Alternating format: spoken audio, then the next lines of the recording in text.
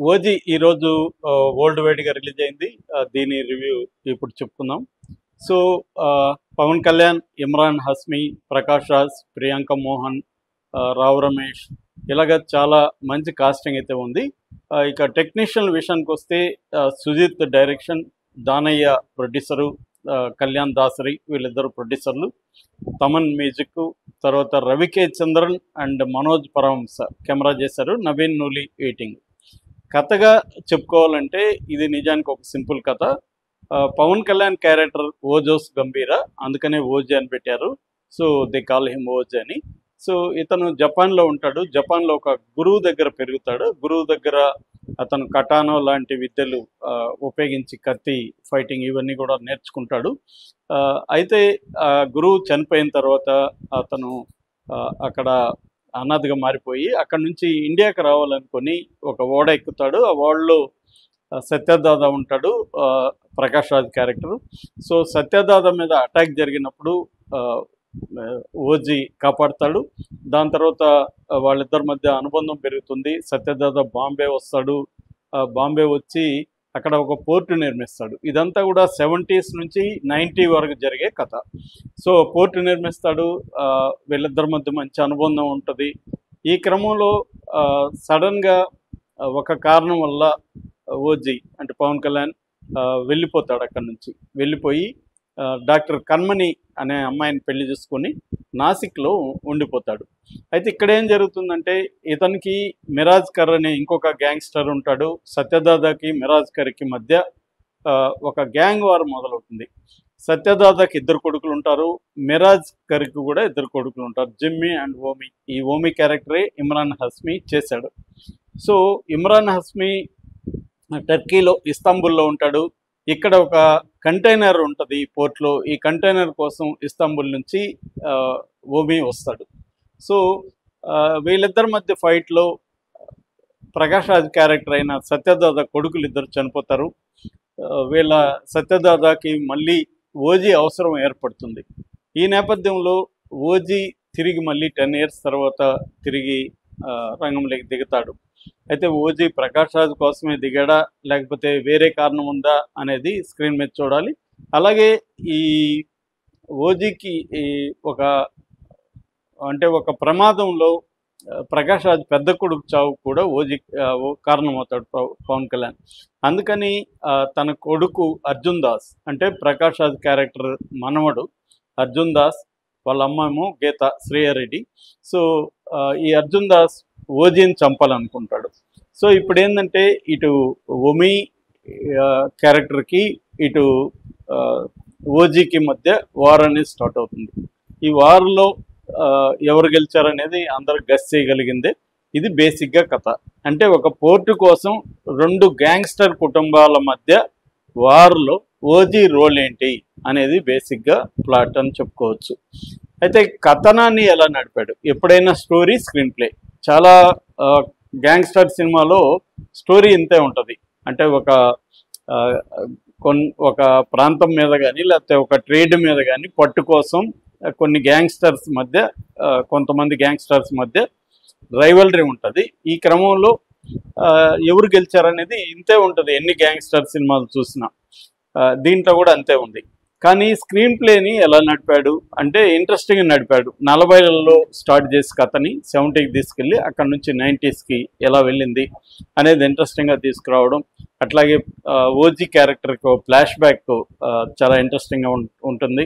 అట్లాగే మిగతా క్యారెక్టర్లకు కూడా చిన్న చిన్న ఫ్లాష్ బ్యాక్లు ఉంటుంది. దీంట్లో ఉండే ఇంకొక స్క్రీన్ ప్లేలో ఉండే మంచి విషయం ఏంటంటే డిఫరెంట్ క్యారెక్టర్స్ని ఇంట్రడ్యూస్ చేసి వాళ్ళకు కూడా ఒక నేపథ్యం, ఒక స్టోరీ కన్స్ట్రక్ట్ చేయడం. అంటే ప్రతి క్యారెక్టర్ కూడా ఇంపార్టెంట్గా చిన్నదైనా పెద్దదైనా ఇంపార్టెన్స్ ఉండే విధంగా డిజైన్ చేశాడు Sujith director. So screenplay ఇంట్రెస్టింగ్గా వెళ్తుంది. ముఖ్యంగా ఫస్ట్ హాఫ్ అయితే చాలా బాగుంది. ఇంట్రడక్షన్స్ కావచ్చు, ఎలివేషన్ సీన్స్, ఇంటర్వెల్ బ్లాక్ చాలా బాగుంది. అట్లాగే పోస్ట్ ఇంటర్వెల్ కూడా బాగుంది. అక్కడ వరకు సినిమా ఇంట్రెస్టింగ్ ఉంది. జపాన్ బ్యాక్డ్రాప్ చాలా కొత్తగా ఉంది. అయితే సెకండ్ హాఫ్కి వచ్చేసరికి ఇది డల్ అయిపోయింది. అంటే మనకి స్టోరీ తెలిసిపోయినాక అక్కడ జరిగే దాంతో మనం ఇన్వాల్వ్ కామన్నమాట. స్ట్రాంగ్ ఎమోషనల్ ఇది లేదు. సో అందువల్ల స్క్రీన్ ప్లే ఫస్ట్ హాఫ్ బాగుంది, సెకండ్ హాఫ్ బాగాలేదు, క్లైమాక్స్ కూడా అంత ఎఫెక్టివ్గా లేదని చెప్పచ్చు. ఇక డైరెక్షన్ పరంగా తీసుకున్నప్పుడు సుజిత్కి మంచి మార్కులు వేయచ్చు. ఎందుకంటే చాలా బాగా చేస్తాడు. ఒక రజనీకాంత్ని చూపించినట్టుగా పవన్ కళ్యాణ్ని చూపించాడని చెప్పొచ్చు. మామూలుగా రజనీకాంత్ సినిమాలో హై ఎలివేషన్స్, బిల్డప్స్ ఉంటాయి. ఆ రేంజ్లో ఇప్పటివరకు పవన్ కళ్యాణ్ని ఎవరు కూడా ఇలా చూపించలేదు. ఇంత స్టైలైజ్డ్గా, ఇంత ఎలివేటెడ్ పవన్ కళ్యాణ్ ఎవరు చూపించలేదు. రెండోది, పవన్ కళ్యాణ్ కూడా మామూలుగా మనకి హరిహర వీరమల్లో చూస్తే పవన్ కళ్యాణ్ అసలు బాగాలేదు, కానీ దీంట్లో చాలా స్టైలైజ్డ్గా ఉన్నాడు. ముఖ్యంగా ఫ్యాన్స్కి కనుల పండుగ అని చెప్పుకోవచ్చు పవన్ కళ్యాణ్ అలా చూడడం స్క్రీన్ మీద. పవన్ కళ్యాణ్ స్క్రీన్ టైం అయితే ఫుల్గా లేదు. ఫస్ట్ హాఫ్లో చాలా తక్కువ ఉంది పవన్ కళ్యాణ్ స్క్రీన్ టైము. అయినప్పటికీ కూడా అది తెలియనీయకుండా మేనేజ్ చేయగలిగాడు డైరెక్టర్. చాలా స్టైలైజ్డ్గా, చాలా ఇంట్రెస్టింగ్గా పవన్ కళ్యాణ్ క్యారెక్టర్ని ఎలివేట్ చేసుకుంటా వచ్చాడు. అదైతే ఇప్పటికి ఎవరు చేయలేదు. అంటే ఒక ఫ్యాన్ బాయ్ మూమెంట్ అంటారు, ఒక డైరెక్టరు ఫ్యాన్ అయినప్పుడు ఆ హీరోని ఎలా ఎలివేట్ చేస్తాడనే దానికి ఇది ఎగ్జాంపుల్. సో డైరెక్షన్కి మంచి మార్కులు వేయచ్చు. చాలా స్టైలైజ్డ్గా సీన్స్ని కూడా ఇవాళ కనెక్ట్ అయ్యే విధంగా మనకు ఒక హాలీవుడ్ సినిమా చూస్తున్నట్టు ఉంటుంది. ముఖ్యంగా యాక్షన్ సీక్వెన్సెస్ చాలా బాగా డిజైన్ చేస్తారు, సెట్ పీసెస్ చాలా బాగున్నాయి. సో డైరెక్షన్ చాలా బాగుందని చెప్పచ్చు. ఇక పెర్ఫార్మెన్సెస్, పవన్ కళ్యాణ్ పెర్ఫామ్ చేయడానికి పెద్దగా లేదు. పవన్ కళ్యాణ్ క్యారెక్టరు అతను ఎట్లాగైతే రజనీకాంత్ నడుస్తుంటాడు, అరుస్తుంటాడు, అలాగా ఈ పవన్ కళ్యాణ్ క్యారెక్టర్ కూడా ఉంది. దాంట్లో పవన్ కళ్యాణ్ పర్ఫెక్ట్గా సూట్ అయ్యాడు. ఇక ఇమ్రాన్ హస్మీ సర్ప్రైజ్ అని చెప్పొచ్చు. నేను ఇమ్రాన్ హస్మీ సినిమాలు చాలా చూశాను హిందీలో, కానీ ఈ స్థాయి పెర్ఫార్మెన్సు ఇమ్రాన్ హస్మీ ఎప్పుడు ఇవ్వలేదని చెప్పొచ్చు. తన స్క్రీన్ టైం ఎక్కువ లేకపోయినా ఉన్నది ఇంపాక్ట్ఫుల్గా ఇమ్రాన్ హస్మీ చేశాడు. ఇక ప్రకాష్ రాజు, శ్రేయారెడ్డి, మిగతా క్యారెక్టర్లు అంతా చేసుకుంటూ వెళ్ళారు. వాళ్ళకి ఇది కొత్తగా ఏమీ అనిపించలేదు, చేసుకుంటూ వెళ్ళారు. అర్జున్ దాస్ క్యారెక్టర్, అతని పేరు కూడా అర్జున్ అయితే సినిమాలో, అతని క్యారెక్టర్ చాలా బాగుంది. అతను చాలా బాగా చేశాడు కూడా, వాయిస్ కూడా చాలా బాగుంది, బాగా చేశాడు ఆ క్యారెక్టర్. ఈ శ్రేయారెడ్డి కూడా బాగా చేసింది. ప్రియాంక మోహన్, ఆమెకి ఎక్కువ స్క్రీన్ టైం లేదు, ఉన్నంతలో ఆమె ఇంపాక్ట్ క్రియేట్ చేయగలిగింది. సో పెర్ఫార్మెన్సెస్ అన్ని బాగున్నాయి.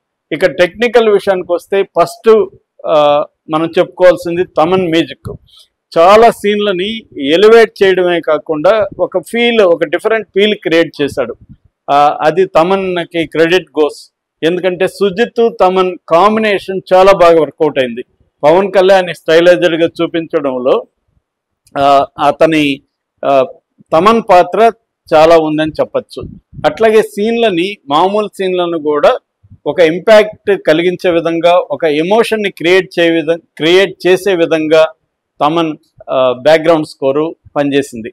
ఇక విజువల్స్ కూడా చాలా ఎఫెక్ట్గా ఉన్నాయి. ఇటు ఇంటీరియర్స్ కానీ, సందులు లేన్స్ కానీ, తర్వాత రెయిన్ సోకుడు ఎక్స్టీరియర్స్ కానీ, ఇవన్నీ కూడా చాలా బాగా క్యాప్చర్ చేశారు రవికే చంద్రన్ అండ్ మనోజ్ పరమహంస. చాలా ఎక్స్ట్రాడినరీగా ఉన్నాయి.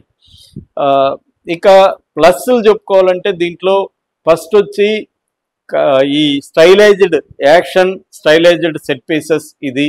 రెండవది పవన్ కళ్యాణ్ ని చాలా స్టైలైజ్డ్ చూపించడం. మూడవది బ్యాక్గ్రౌండ్ స్కోరు. నాలుగవది ఫస్ట్ హాఫ్. ఐదవది విజువల్స్. మైనస్ చెప్పుకోవాలంటే స్క్రీన్ ప్లే సరిగా లేదు, ఎమోషన్స్ మీద ఫోకస్ చేయలేదు డైరెక్టరు. అంటే రైటర్గా ఫెయిల్ అయినట్టుగా మనకు తెలుస్తుంది. ఫెయిల్ అని కంప్లీట్గా చెప్పలేం, కానీ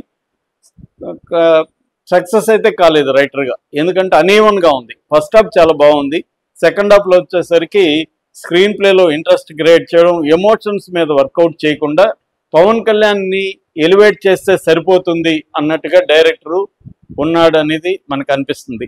అందువల్ల స్క్రీన్ ప్లే సరిగా లేదు, అది లోపం. అట్లాగే సెకండ్ హాఫ్ చాలా చోట్ల డల్ మూమెంట్స్ ఉన్నాయి, అది కూడా వర్కౌట్ అవ్వలేదు. అట్లాగే విఎఫ్ఎక్స్ కూడా క్వాలిటీ లేదు. ఇది ఒక 250 కోట్ల బడ్జెట్ సినిమాకి విఎఫ్ఎక్స్ ఉన్నంత క్వాలిటీ అయితే లేదు.